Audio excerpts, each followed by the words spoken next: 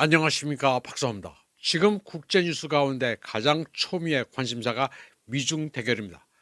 트럼프는 지미지 수가 있는 것 같지만 대부분이 블러핑이고 쇼입니다. 사실 시진핑에 밀고 있는데 표시를 낼 수가 없습니다. 중국은 가진 카드가 너무나도 많습니다. 히토리와 대두, 고량, 항구세에 대한 반격 등으로 거세게 맞받아치고 있습니다. 무역의 규칙을 다시 쓰고 있습니다. 트럼프는 대중 추가 보복관세 100%를 몰래 하나씩 취소하고 있습니다.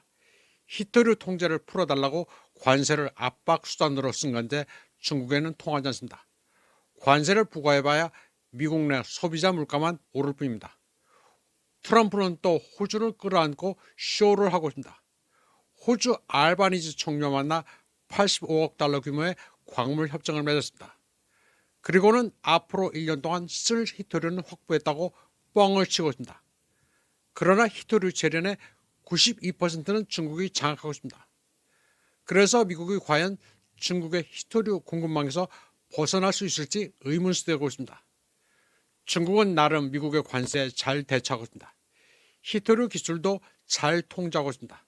그리고 퀄컴을 조사하고 있습니다.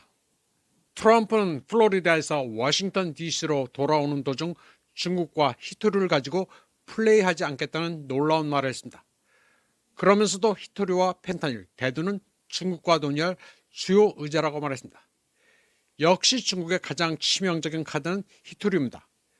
그리고 여기에서는 빠졌는데 타이완 이슈도 논의 대상이라고 말했습니다.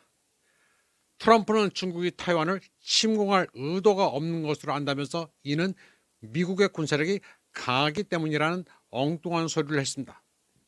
이와 관련해 타이완의 외교관 출신 시사평론가 지혜원전은 중국의 히토류 카드가 너무 강력해서 미국은 그 저주에서 벗어날 수 없다고 말했습니다.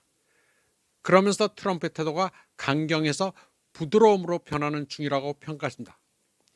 지금 트럼프는 먼저 강경하게 큰 소리를 쳤기 때문에 스스로 만든 함정에 빠지고 있습니다. 히토류와 대두, 펜타닐 가운데 뭐 하나라도 양보를 얻어내야 하는데 만만치가 않습니다. 지금 경주에서 만나고 싶은 것은 트럼프지 시진핑이 아닙니다. 시진핑은 급할 게 없습니다. 경주의 미중 회담 성공을 위해서는 베센토와 헐리퐁의 회동이 순조로워야만 합니다. 서로 양보할 것을 확정하고 난 뒤에야 정상회담이 이루어지기 때문입니다. 따라서 트럼프와 시진핑의 경주 정상회담도 열려야 열리는 것입니다. 트럼프의 변덕은 알아줍니다. 그는 미중 정상회담이 임박한 시점에 취소될 수도 있음을 시사했습니다. 그는 정상회담에서 시진핑과 만나 소개 성과를 낼 것을 희망한다면서도 둘 중에 누구 하나가 껄끄러워 나오지 않을 수도 있다고 말했습니다. 안 나오면 지가 안 나올 거면서 낱말하듯 하고 있습니다. 또 타이완 문제도 여간 껄끄러운 게 아닙니다. 중국은 타이완 문제가 내정 문제라 중국인끼리 알아서 할 일이라는 입장입니다. 그러면서 최대한 노력을 다해 평화 통일을 열겠다고 말하고 있습니다. 마침 전 주중 미국 대사 번스도 타이완 문제는 담판에서 레드라인 중에 레드라인이 미국이 절대 중국에 양보해서는 안 된다고 촉구했습니다. 지혜원지 평론가는 미국과 호주 간 히토류 협력도 지금 새삼스러운 게 아니라고 시작했습니다. 10년 전 중국과 일본이 히토류로 한판 붙었을 때도 호주와 합작 아이디어가 나오는데 결국 성공하지 못했습니다. 트럼프가 호주 알바니즈를 만나 광물 협정에 서명한 것도 쇼입니다. 트럼프는 앞으로 1년 후면 광물과 히토류를 다량으로 확보해 그 가격이 2달러로 폭락할 것이라고 말했습니다. 그러나 중국이 히토류 재련의 92%를 장악하고 있는 게 현실이라 호주 가지고는 이룰 수 없다는 게 상식입니다.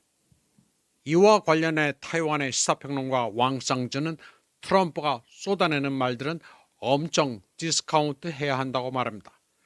트럼프가 하는 말들은 1년이 지나면 죄다 뻥으로 드러난다면서 히토류 독립은 절대 할 수가 없다고 말했습니다.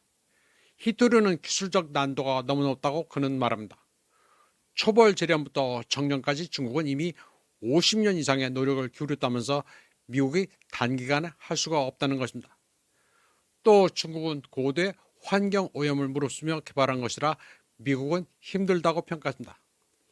그리고 재련 과정에서 전기로 고열을 발생시켜 녹인 뒤 2차로 황산을 사용하는 화학 처리 과정을 거치기 때문에 보통 어려운 게 아니라고 설명했습니다.